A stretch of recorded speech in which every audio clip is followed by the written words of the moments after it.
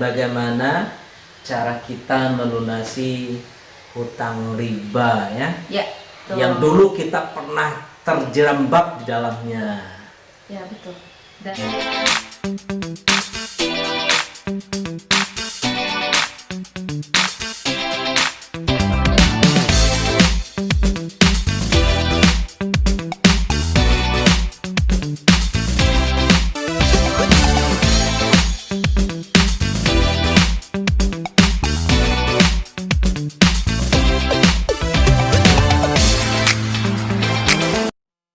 Assalamualaikum warahmatullahi wabarakatuh. Waalaikumsalam warahmatullahi wabarakatuh.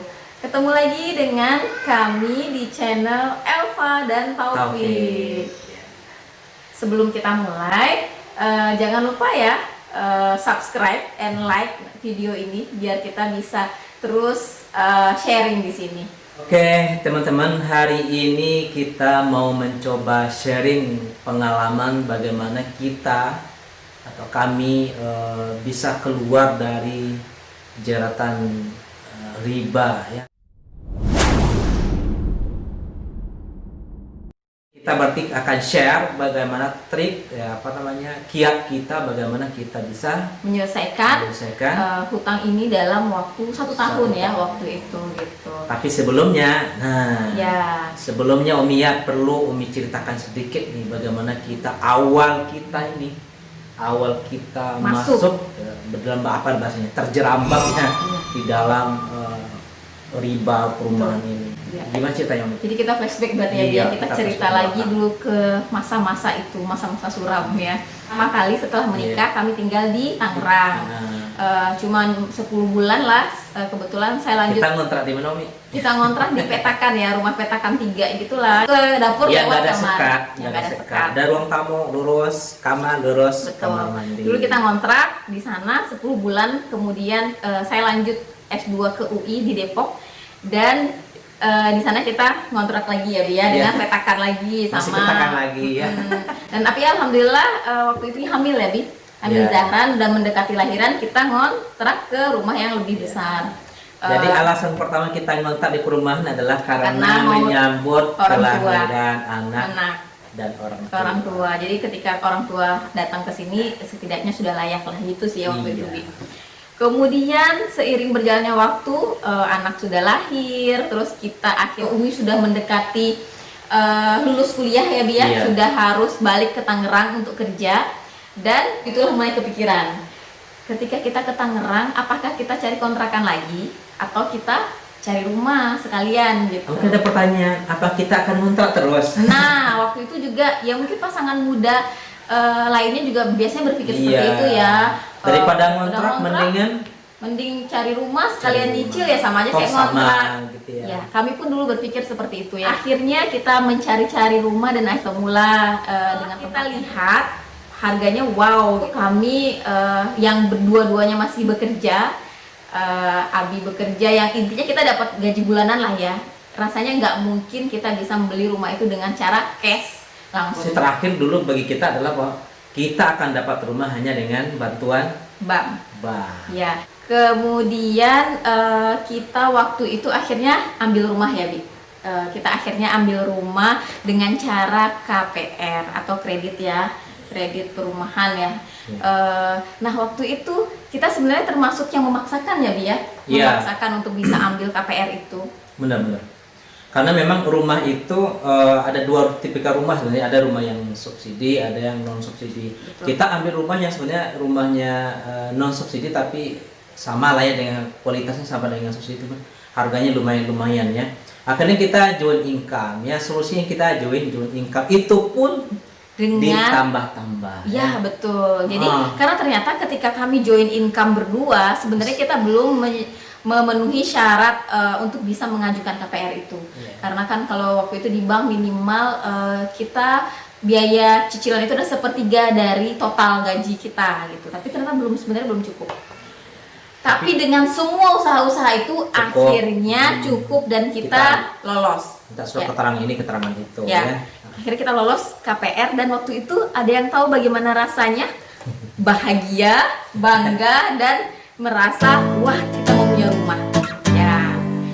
Tapi waktu itu merasa bahwa ini kita melewati satu step nih, alhamdulillah kita punya rumah kayak gitu kan. Kemudian ternyata rumahnya nggak bisa langsung dipakai. Ya. Kita mesti renov rumahnya biar full ke belakang, ada dapurnya belum jadi lah ya, belum siap pakai. Kita renov, tambah pagar dan lainnya, dan kita nambah hutang lagi, lumayan lubang lagi. nah kita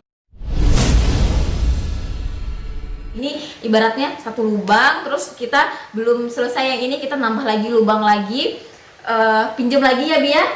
Pinjam Nah lagi. kemudian akhirnya jadi rumahnya, terus kita pindah ya Bi ya. Nah kemudian kita tempatin itu kalau nggak salah di akhir, terus kita jalankanlah kehidupan kita dengan kondisi seperti itu. Cicilan tiap bulan akhirnya pusing ya. Akhirnya kita sebagian gaji kami habis untuk satu pos untuk bayar hutang, dan pos lagi yang lain untuk kebutuhan. Dan kita ya ibaratnya tiap hari kerja, pergi pagi pulang sore itu kayak ya itu nyelesain itu aja, muter-muter di situ aja gitu. Hingga pada waktu itu kita, yang Umi rasakan ya dia waktu merasakan ketidaktenangan itu ada gitu. Kami ya yang tanpa kami sadari, anak-anak kita sering ke rumah sakit, ya kan nggak? Iya benar. Hampir tiap bulan nih Abi Zahran, kalau nggak Gahran, Abinya tiap bulan itu pasti kita absen ke rumah sakit gitu. Dan kan sampai kita ngerasa ini kok gini-gini banget gitu kan, kayaknya gantian aja gitu. Dan ternyata setelah sekarang kita coba lihat lagi, salah satunya bisa jadi karena itu. Iya. Sampai pada satu titik bahwa kita banyak baca buku, banyak diskusi tentang riba. Dan ketika kita tahu, Pada titik itulah kemudian kita mulai mengevaluasi diri. setelah itu mulai kita diskusi ya Bia, waktu itu kita mulai diskusi bareng tentang ini, apakah kita mau nggak sih gitu keluar dari ini, atau kita tetap seperti ini aja gitu. Dan waktu itu di posisi kita sepakat bahwa hayu kita berjuang untuk bisa keluar dari sini, karena cicilan kita 20 tahun mungkin rumahnya juga udah hancur, kita masih nyicil gitu. Akhirnya kami sepakat waktu itu, hayu kita cari jalan bagaimana bisa keluar. Setelah kita pelajari, ada 3 ya Bia, ada tiga cara bisa lepas dari riba. Ini kita lihat dari Sabtuari Sugiharto ya, yang memang dia cukup gencar juga sih mengkampanyekan anti riba ini. 3 ya Mia, sesuai dengan buku yang dibaca itu ya, ada 3 solusi keluar dari riba. Ya. Yang pertama apa Mi? Yang pertama itu adalah amputasi. Amputasi. Ya. Artinya gimana itu? Amputasi itu jadi semua aset yang kita punya itu dijual, kemudian kita tutup untuk menyelesaikan lubang-lubang riba yang ada gitu. Ya, benar.